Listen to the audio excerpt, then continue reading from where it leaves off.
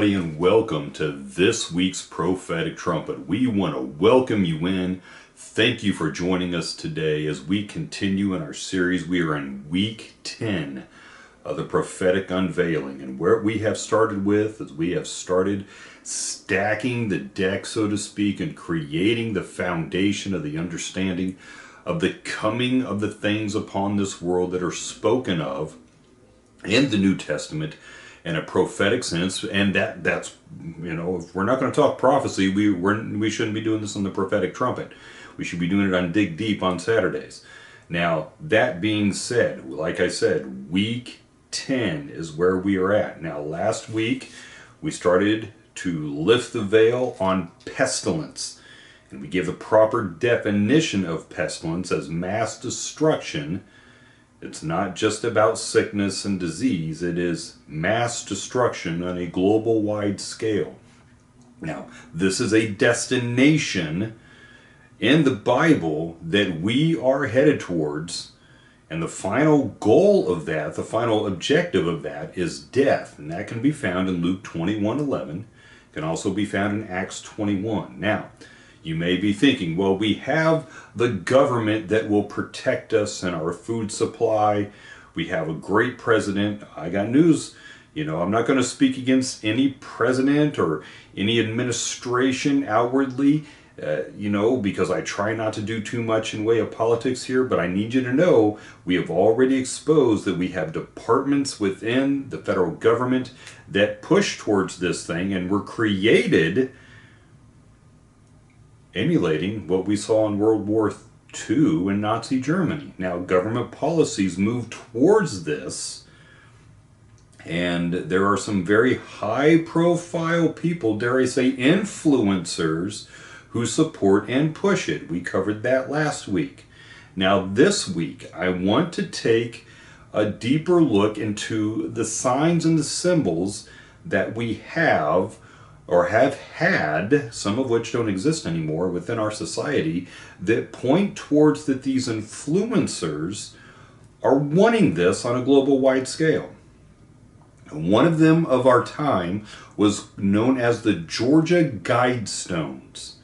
Now, you can find out information on the Georgia Guidestones. All you got to do is open up that Google engine and you can search it out. You can go to DuckDuckGo, that's what we use here in Fearless Ministries. And according to the often errant but mostly dependable Wikipedia, it says, according to the monument sponsors, the inscriptions that were on the Georgia Guidestones dealt with four main themes: governance and establishment of a world government that would be known as the new world order, and that's spoken of in your Bible. The other one, number 2, is population and reproduction control. Guess what? That's also biblical. The environment is the third one, and humankind's relationship with nature. And the fourth one is spirituality. These inscriptions maintain humanity must be kept under 500 million. That is what they deem as being a perpetual balance with nature. And guess what, loved ones? That means a whole lot of us, they don't want us around. Now, the guide reproduction. This is one of the tenets that they have: to guide reproduction wisely, to improve fitness and diversity, to unite humanity with a living new language, to rule with passion, to rule with faith and tradition, and all the things with tempered reason. Protect people and nations with fair laws and just courts. Ha! Isn't that just a laugher? Who's going to say what is just? Because these influencers are out to kill us all. Let all nations rule internally, resolving external disputes in a world court. This is written on the Georgia Guidestones, folks. Avoid petty laws and useless officials. Okay, so that's minimizing government. We can kind of get behind that. Balance personal rights with social duties. Well, again, who determines that balance? Prize truth, beauty, love, seeking harmony with the infinite. That's kind of broad. Be not a cancer on the earth. Leave room for nature. Leave room for nature. Now, ironically, the Georgia Guidestones happened to be in the state where a certain politician, a former president of the United States, named Jimmy Carter, he had created this policy called the Global 2000 policy. And Zbigniew Brzezinski was his advisor and said, and I quote, "In today's time, it is easier to kill 1 million people than to control 1 million people." Now, Global 2000, this policy created to use food as a weapon and to use reproductive services as a weapon. You may think that was, 40 plus years ago. Well, let's go to expose-news.com, where there's a new policy in the works. Expose-news.com 2025 from the January 20th article called "Your Government Wants You Dead." Quote, "Anyone over 60 is now officially old." This is from the news article. "Though in a growing number of hospitals, the cutoff age for resuscitation is at 55, some have it at even 50, end quote. Now, this is in Great Britain, okay? That's where this news source came from, and it is based off the Global 2000 policy that Jimmy Carter created to help substantiate the flow and balance of nature in coordination with what was later raised with the Georgia Guidestones. Now, this is interesting because you have America and you have Great Britain, two free countries that are pushing death to their citizens and even genocide globally on the earth. But, I mean, really, we are well above 500 million people above the earth. So the revealing that we have seen in the preceding weeks with this USAID situation has shown where much of the wickedness upon the earth has come from in the last 10 years. And on X, the platform formerly known as Twitter, on February 2nd of 25, there was a poster by the name of Kanoka the Great. And he posted this, and I'm going to quote, that's what I tend to do a lot on the Prophetic Trumpet. "USAID has funneled $53 million to Eco Health Alliance, which then used United States taxpayer funds to support gain-of-function research on coronaviruses at the Wuhan lab, research that likely led to the creation of COVID-19. CIA's deception regarding COVID-19 origins becomes more clear when considering USAID's long history with serving the CIA as a front organization." Remember, this is not me saying this. This is Kanoka the Great on X. Further, he says, with the annual budget exceeding $500 billion with a B, and $500 billion and activities in over 100 different countries, USAID has reportedly been linked to intelligence activities. Former USAID Director John Gilligan, not Gilligan from Gilligan's Island, once admitted the agency, was, quote, "infiltrated from the top to the bottom with CIA people," end quote. Explaining that, quote, "the idea was to plant operatives in every kind of activity that we had overseas. Government, volunteer work, religious work, every kind of work," end quote.